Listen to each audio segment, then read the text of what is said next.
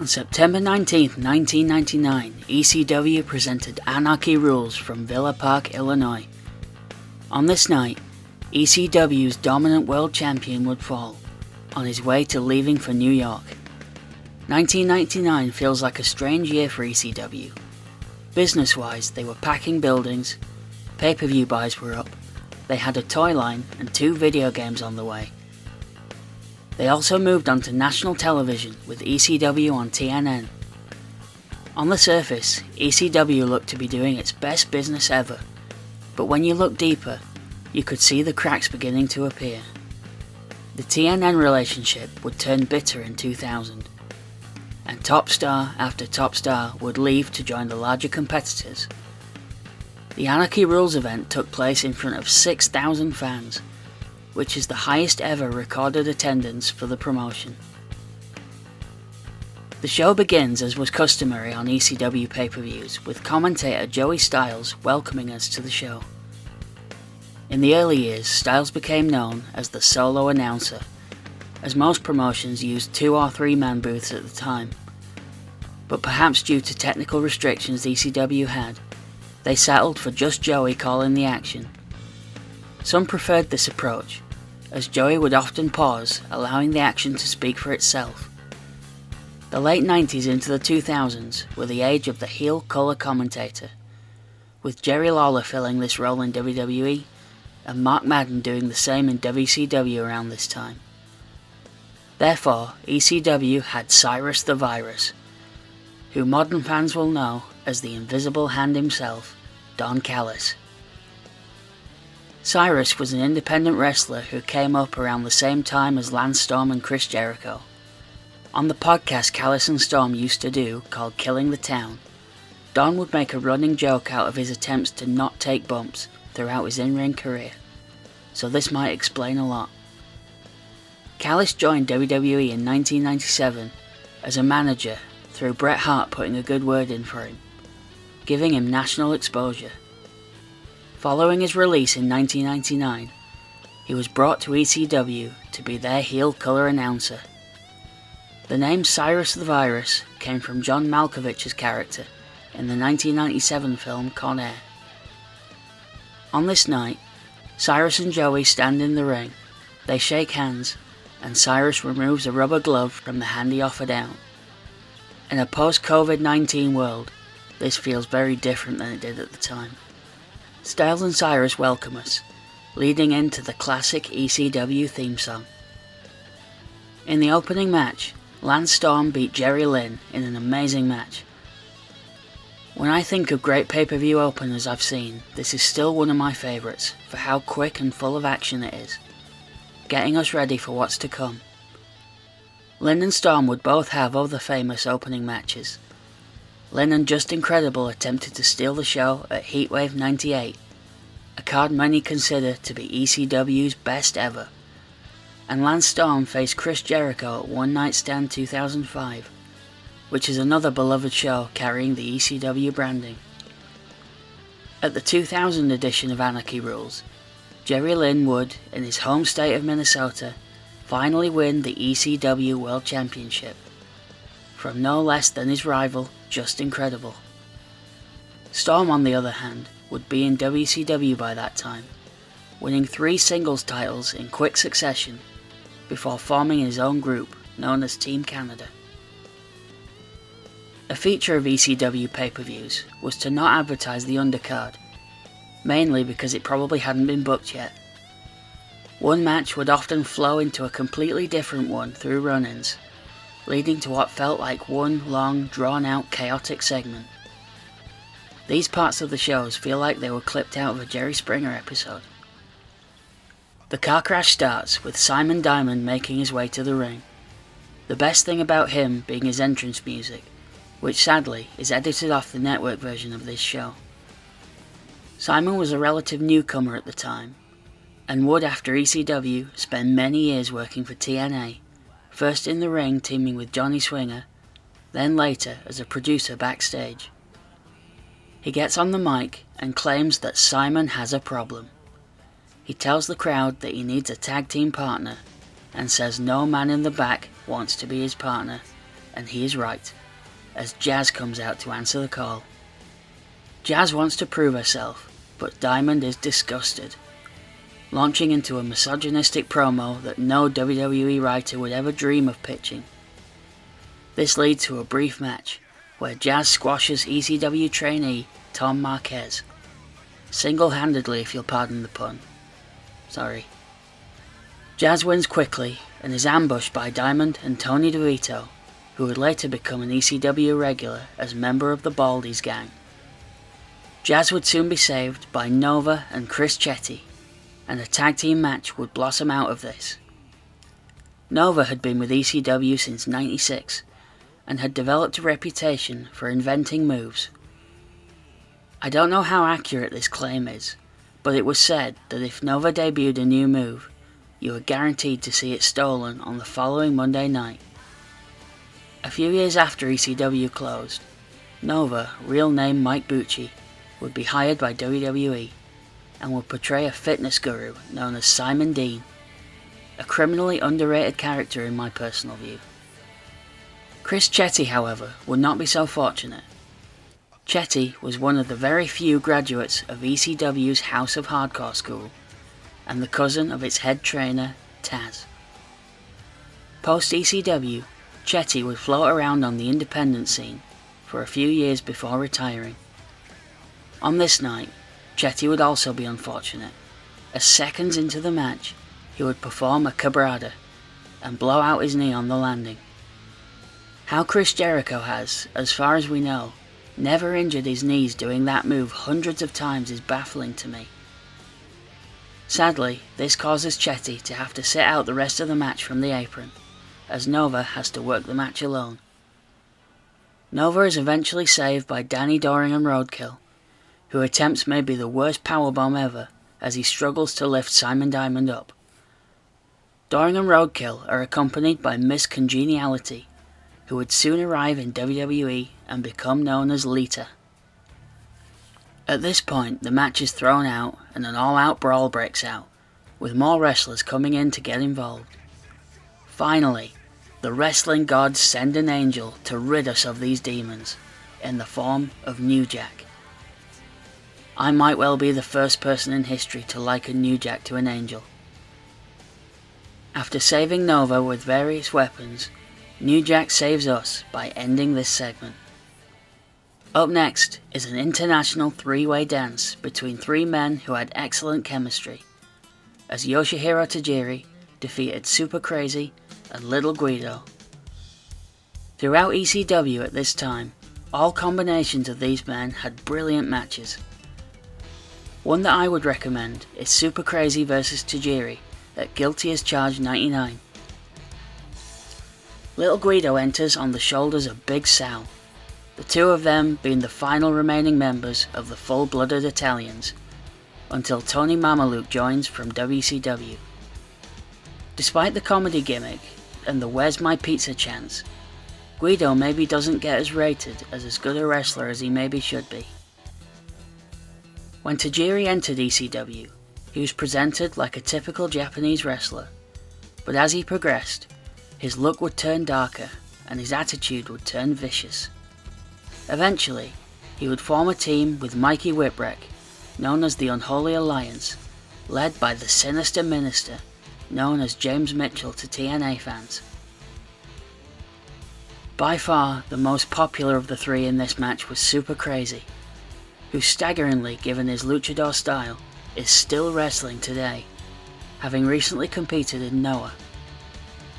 The three go on to have a match similar to what you might see on a modern day GCW card, with lots of fast-paced, high-flying action. Guido is eliminated first, following a combined effort from both Crazy and Tajiri. Then Tajiri beats Super Crazy with his trademark buzzsaw kick and a brainbuster. Just Incredible is the next man out for his scheduled match with Sabu. Justin, however, claims that this match won't happen, as in storyline, he has a restraining order against Sabu that would ban him from the building. In reality, Sabu had just come back from a tour of Australia. Referee Jim Molyneux informs Justin that this is Anarchy Rulz, and so there are no rules, meaning the restraining order means nothing here. He takes a shot to the head from Just Incredible's cane, and the lights go out. When they come back on, Sabu is in the ring. To quote good old Jim Ross, this match is bowling shoe ugly. Sabu at one point props up a table at ringside, and does a leg drop to Justin, who is lying face down. How that didn't destroy Justin's back, I'll never know. Within a year, Justin would be another on this card who would become ECW World Champion, and his victory over Sabu here gets him one step closer to the main event level. Unfortunately for Just Incredible and a few other champions in the later days of ECW, he sometimes suffers from the perception that he isn't on the same level as many of the top stars that left before his world title run. It's now time for the World Championship match, as Taz is set to defend against Masato Tanaka. Taz won the ECW World title in January at Guilty as Charged, and was on a tear at this point. It was known to the fans, however, that he would soon be leaving for the WWE, and so most of the crowd had turned on him, with loud "You sold out" chants being heard.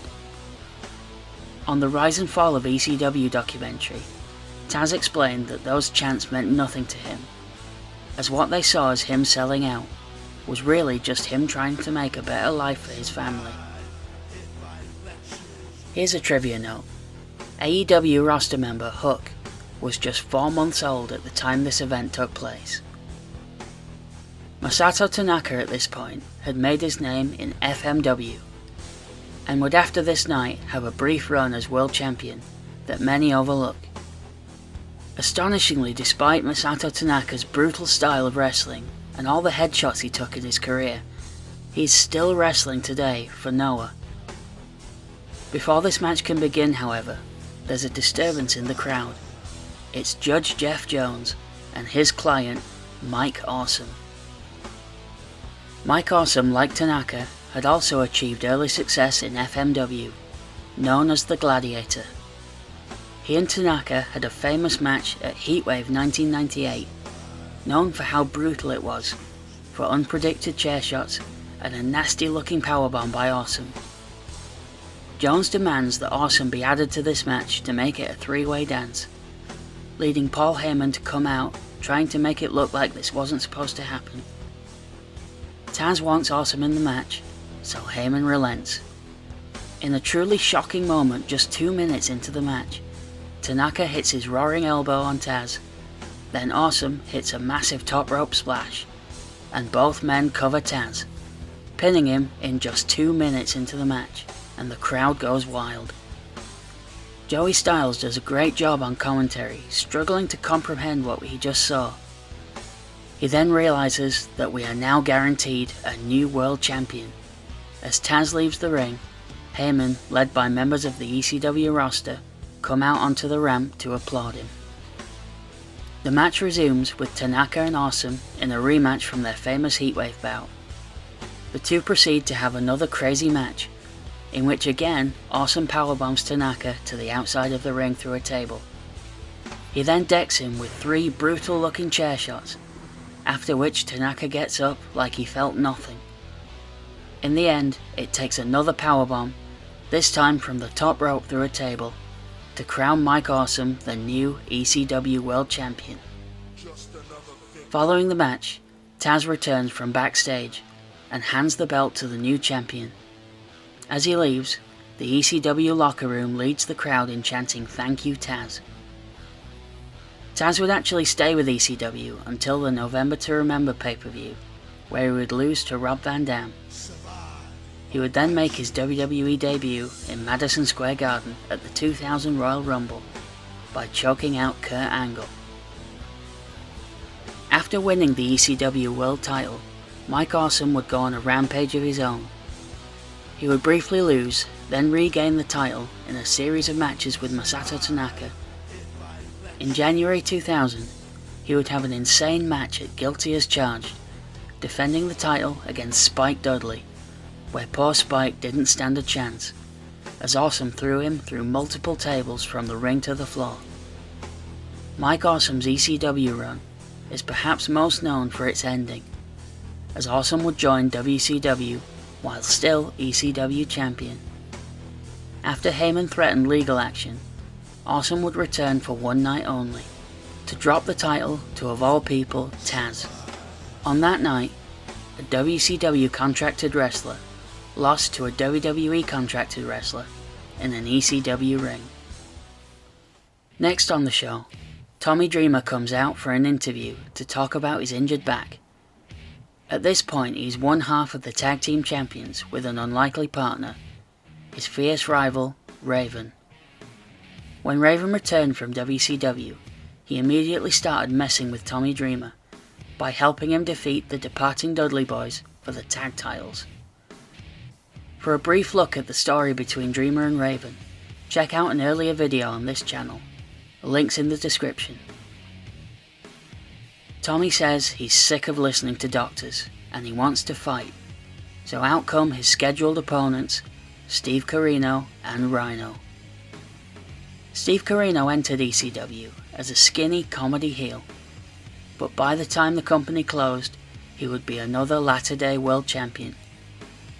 His partner Rhino became the last ECW world and television champion also. Most of this match plays out between Dreamer and Rhino, with Corino providing distractions and weapons.